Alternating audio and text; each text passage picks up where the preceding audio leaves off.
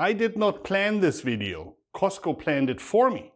I was walking through my local Costco on one of my usually very efficient in and out runs when one of those food handlers threw some Stracchino on me.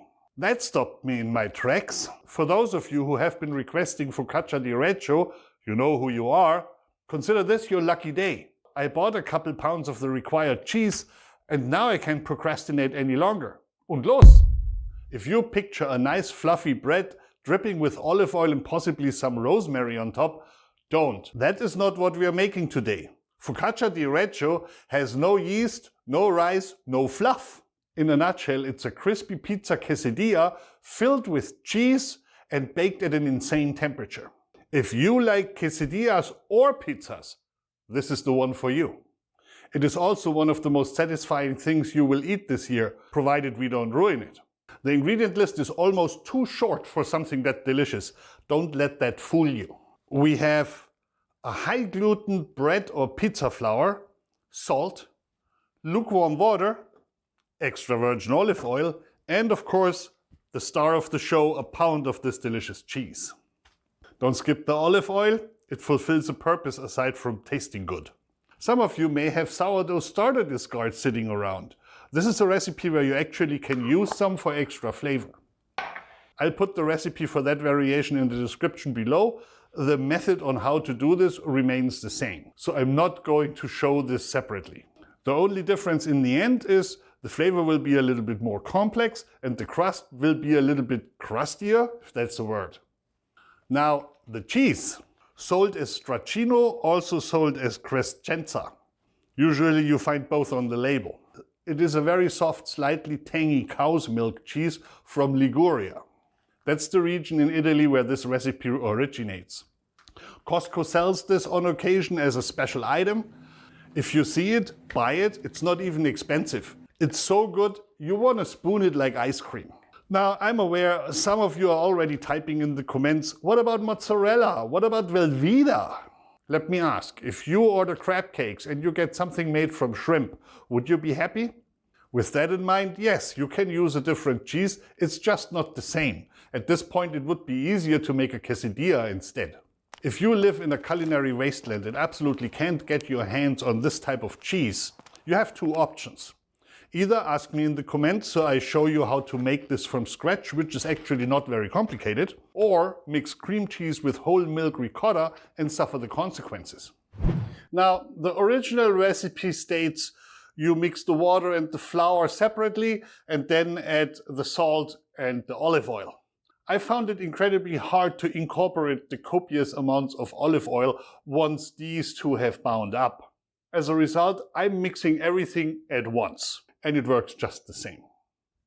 In we go with our bread flour, lukewarm water, teaspoon of salt, and we need 30 grams of olive oil, and the easiest way to do this is to weigh it.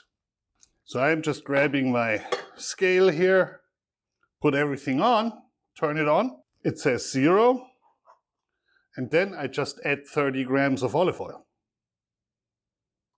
Yeah, about there, a little bit over. This now simply goes onto your stand mixer and you mix it on 1 until everything's incorporated and then on 2 for like 7 to 10 minutes until you can perform a window test. If you're working with the sourdough discard version, you will get a few bubbles in there from the sourdough, although we're only resting it for half an hour, so it won't do much. Still try to work all these bubbles out as good as you can.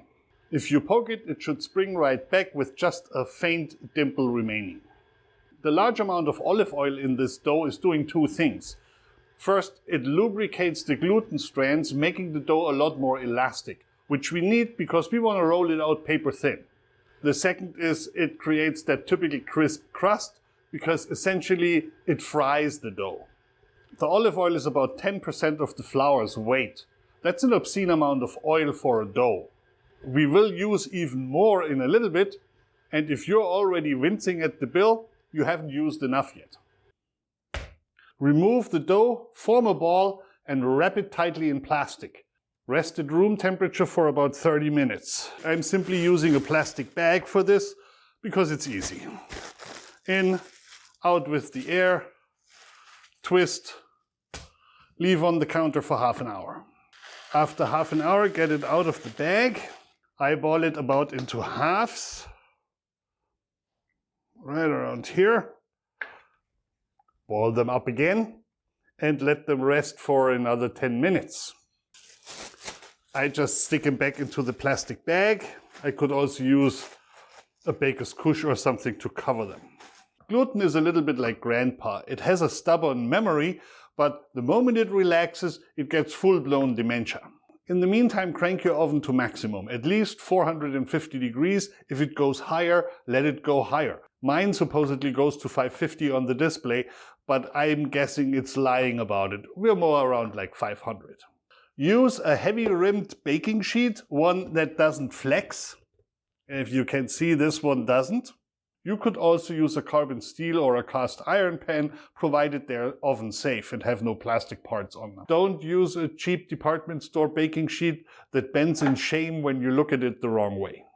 Now put a little flour on your work surface and roll the first one out. Here's where most people make the first mistake. They start rolling from the center outward. Don't do that. Get the outside first and leave the center alone. I usually just crimp it with my hands into this like UFO shape here. And once that's done, I use a rolling pin and I stretch it out, turn, stretch it out, turn, and so on. The reason why you roll the perimeter first is so that you don't get a pizza-style crust with a thick rim around it. You want this evenly thin. We'll get to the center in a minute. Since this dough is so high in gluten, it will of course resist. So what I do, set it aside, start working on the second one. I'm using a tapered French rolling pin. I like them better than these with the axle, because these things, they only make squares, they roll out straight. The taper gives you control if you want to roll something in a round shape, because you can put it down and it actually rolls around. So this is much easier to use. Of course, use what you got, and if you don't have either, take a wine bottle. You can feel when it starts resisting. So at that point, put it aside. Go back to the first one, which now has relaxed a little, and will let you work it a little more.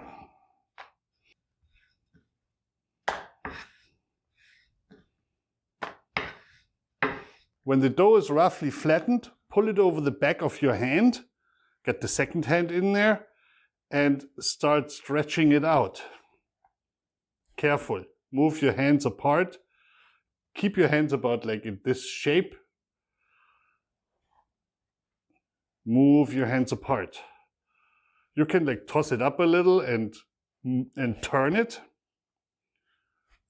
This takes a little bit of practice, but it's essentially the same thing you would do with a pizza. You could even do the pizza move and go like throw it. And here we have a thing. If you tear a hole into this, like here, simply get a little bit of dough on the side, crimp it off, flatten it out,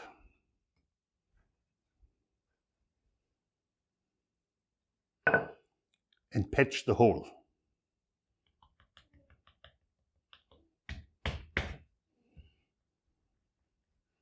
There. This is not a beauty contest, all it needs to be is thin. You can also pick it up on the rim and just shake it a little, so let gravity assist you. See where we're going? It's getting very translucent now. Let me see if I can give you a light here. See that? That's what you want. Very thin. Now let's do the same with the other one.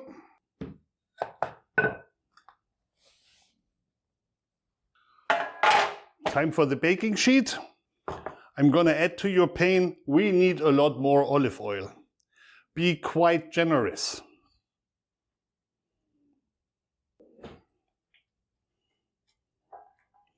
See that? You want essentially some pooling here.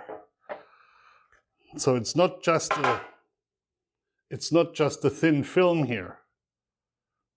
Now use your sheet and stretch it out in the pan. I've got a hole here. Again, patch holes as they show up. At this point, it's time for the cheese. As I said, it is very soft. Just tear it into like inch-sized pieces. Spread them out. Like so. Yeah, I think this is good. And then get your cover over it.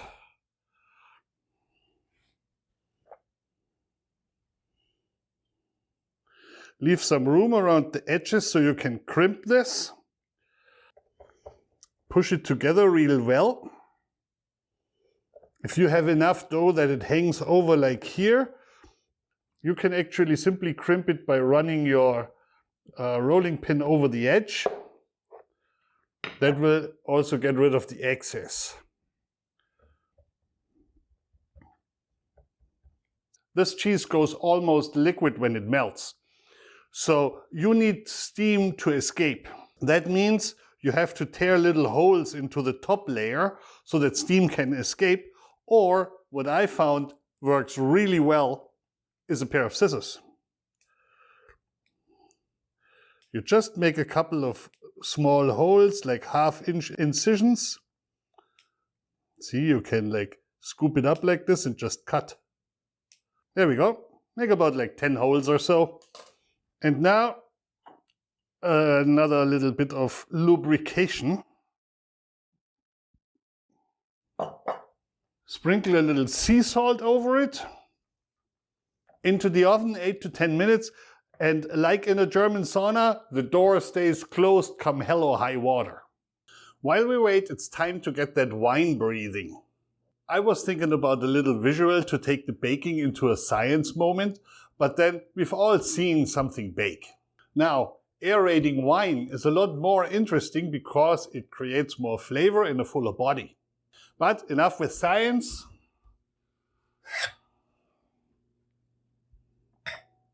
You may notice I've chosen a white wine. And if you're into wine pairings, a Pigato from Liguria would be the perfect pairing. Fruity with a little bit of ocean. Since I live in a wine producing area, I chose a local Chardonnay, which is also kind of fruity, it just misses the ocean. I think this is an excellent choice for breakfast or lunch.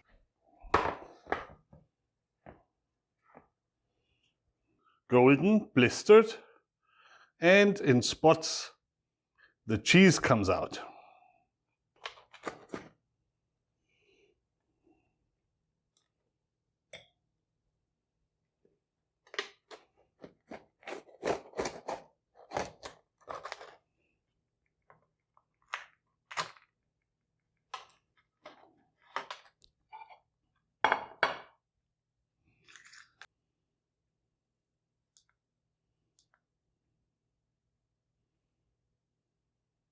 Serve it hot. This is not the kind of dish that improves with time.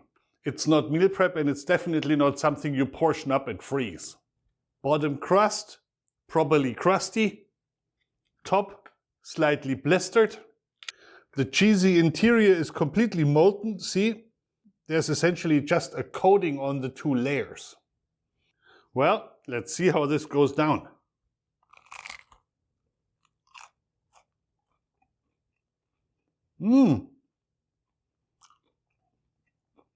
This is definitely nice, and the white wine washes it down. If you use the sourdough discard, you'll notice a little bit more tangy flavor in the crust, and it will be a little bit crispier than this. The quality essentially is determined by how much effort you invest into stretching this as thin as possible. So if your result wasn't crispy, the oven wasn't hot enough, you used too little olive oil, or the dough was too thick. Non più tra i farfalloni amoroso, notte e giorno d'intorno girano, delle belle turbando al riposo, Narcisetto a cugino d'amor. Delle belle turbando al riposo, Narcisetto a cugino d'amor.